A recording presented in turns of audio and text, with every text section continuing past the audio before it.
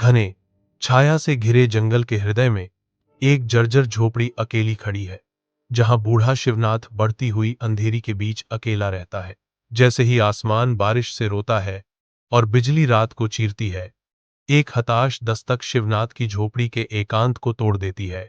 पूर्णिमा शिवनाथ के सामने भीगी और कांपती हुई खड़ी है। उसकी आंखें दहशत से चौड़ी हैं, क्योंकि वह विनती करती है, कोई मेरा पीछा कर रहा है बाबा। वे मेरी आत्मा को नष्ट करना चाहते हैं, कृपया मुझे बचाओ।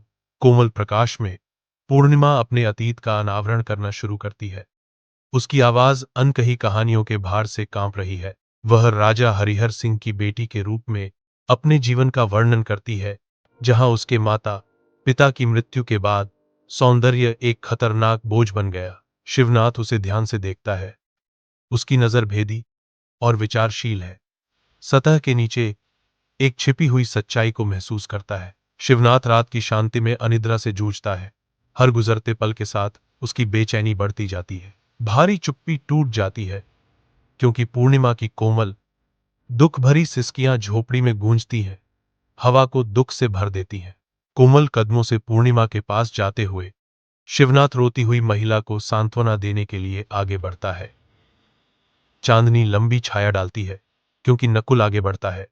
उसकी उपस्थिति पूर्णिमा के लिए एक आसन्न खतरा है। नकुल की आवाज तनावपूर्ण चुप्पी में गूंजती है, तुम भी इंसान हो, तुम्हारी भी इच्छाएं हैं, तुम मुझसे कैसे बचोगे। हालांकि डर उसे जकड़ लेता है। पूर्णिमा की आंखों में विद्रोह की एक चिंगारी भड़क उठती है।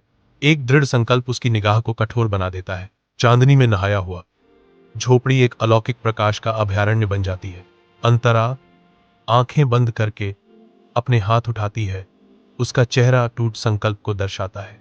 उसकी आवाज दृढ़ संकल्प की एक मशाल रात में गूंजती है, क्योंकि वह घोषणा करती है, हाँ, यह मेरी लड़ाई है और मैं इसे खुद लड़ूंगी। घने जंगल में पहली किरणें प्रवेश करती हैं, जिससे दृश्य पर एक शांत चमक आती है। पूर्णिमा हार्दिक आभार के साथ कहती है, आपने मुझे इंसान बनाया, बाबा बॉन्ट मेरी आत्मा को मुक्त किया। शिवनाथ कोमल प्रोत्साहन के साथ जवाब देते हैं, अब जाओ मेरे बच्चे, और प्रकाश की ओर चलो बॉन्ट, जहां कोई छाया तुम्हें छू नहीं सकती।